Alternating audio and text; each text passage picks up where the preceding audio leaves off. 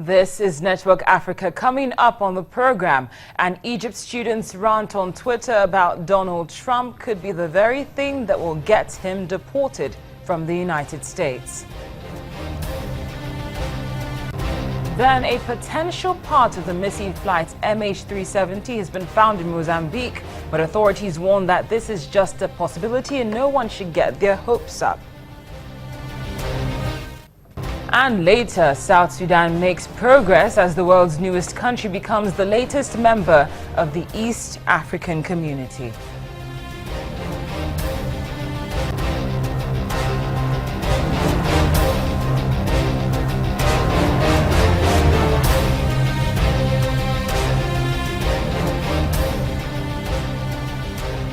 Thanks for staying tuned to Network Africa on Channels Television with me, Cynthia Are.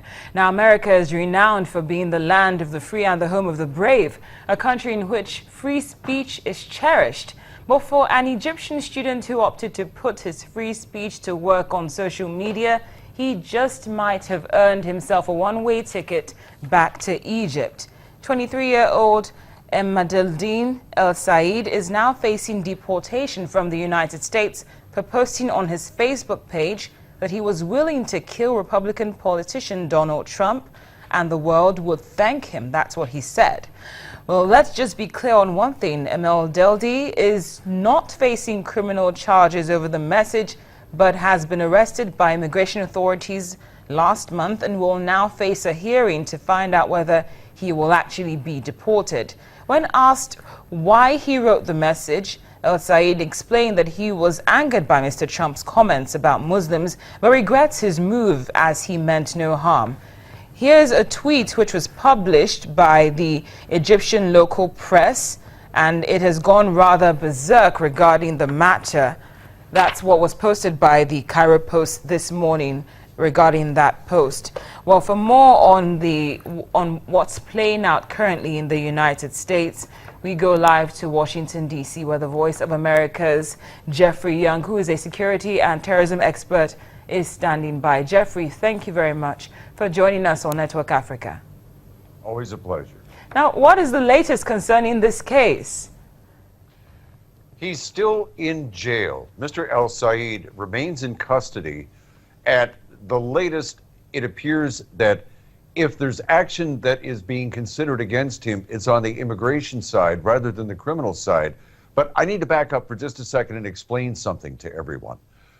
We have in the United States laws protecting political candidates. This goes back to the assassination of Robert Kennedy in 1968 and the shooting of George Wallace in 1972. Our presidential candidates, once they formally declare and run, they are protected by Secret Service. So there is a layer of criminal protection for these people. But again, this is not being pursued right now as a criminal matter, but rather as an immigration matter. Because under immigration rules, it is easier for authorities to say this is an undesirable person who has acted in a way that is inappropriate than to go through the entire criminal process, secure a conviction, and then base your action upon that conviction. Now, let me give the qualification. I am not an attorney, and I do not practice immigration law. I'm just an informed journalist who is trying to give you the facts as best as possible. And but thank this you is for the giving current us status those of the facts, case. Jeffrey. But what are the chances that he might actually be deported? Do you know? No one knows for certainty. We don't know until there's actually immigration hearings that are held for him. His attorney will obviously be trying to defend him and say, well, look, this is something that was just a Facebook post, etc. But I want to rewind the tape back to what I said before.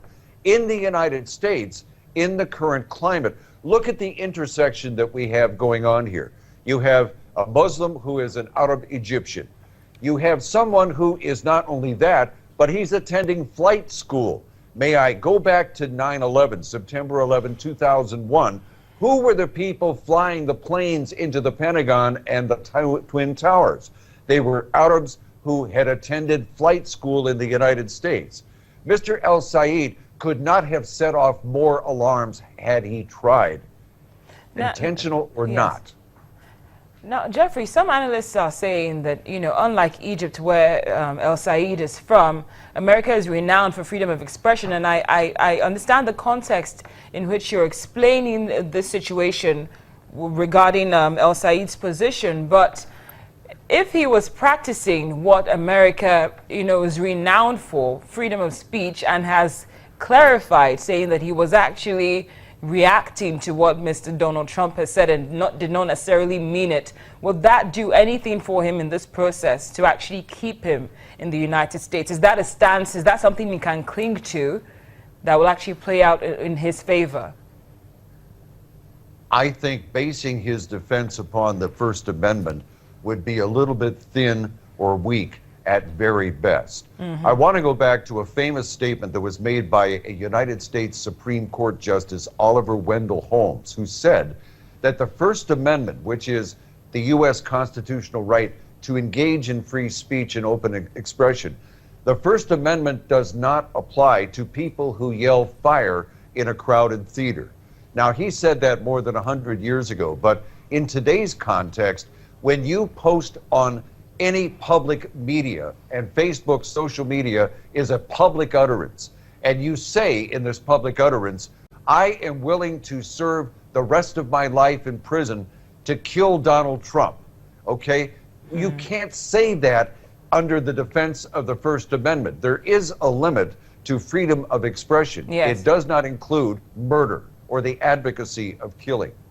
Well said. But my final question, Jeffrey, we know what Mr. Trump has said regarding Muslims in America. Is this, the action being taken with El Said, is it a subtle way of passing across a message to some foreigners who are living in America currently regarding speech?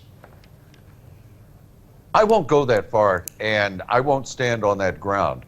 I think that freedom of speech and freedom of expression is its own entity and its own constitutional right. I don't think that this action being taken against Mr. El Said is meant in any way, shape, or form to try to inhibit or deter people either here in the United States or elsewhere in the world from uttering speech, except in the advocacy of murder, which is a capital crime. Well said. Well, Jeffrey Young, thank you so much. We'll just watch how this all plays out in the end. But we appreciate your time and input as always. Thank you so much for joining us on Network Africa. Thank you. Thank you. Now, for the past 725 days, the world has been asking what happened to flight MH370, and for now, there's still no certain answer. However, there's been a development. Authorities think they might have found a part of the plane in Mozambique. It's been 2 grueling years for the families of those who happened to be on board flight MH370, and they still have no closure. This new discovery of a potential part of the plane in Mozambique only adds to the anxiety they've had to endure and leaves them wondering what really happened on that fateful day. The Malaysian Transport Minister explained that the discovery was made 2 days ago. We received a message 2 days ago. Immediately we dispatched a team from Australia, where the team, they have the embassy there, they have the personnel there. Immediately we can start discussing on the detail of recovering the debris. We would like to get hold of the debris as soon as possible. That's why we are working with Australia. However, the authorities are exploring only the possibility, but do not know for certain that it's from the same plane. Found a flaperon in La Reunion Island.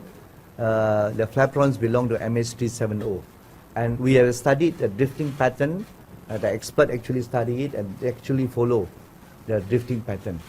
And it actually landed in Mozambique beach. Is actually also following that pattern, but I can't confirm anything now because we need to verify the debris. Flight MH370 disappeared with 239 people on board on its way from Kuala Lumpur to Beijing in March of 2014. A month-long exhaustive search for the plane came up empty. Australia's Transportation Chief Darren Chester echoed what the Malaysian Transport Minister said and spoke to the uncertainty that remains. Through our collective efforts, we hope to locate the aircraft and give some comfort to the family and friends of those on board and help us understand what happened to flight MH370. Regrettably, the aircraft may never be found and we may never know what happened. The metre-long piece of metal will now be sent to Australia. The Australian and Malaysian officials will examine it. Still to come on Network Africa, South Sudan makes progress as the world's newest country becomes the latest member of the East African Community.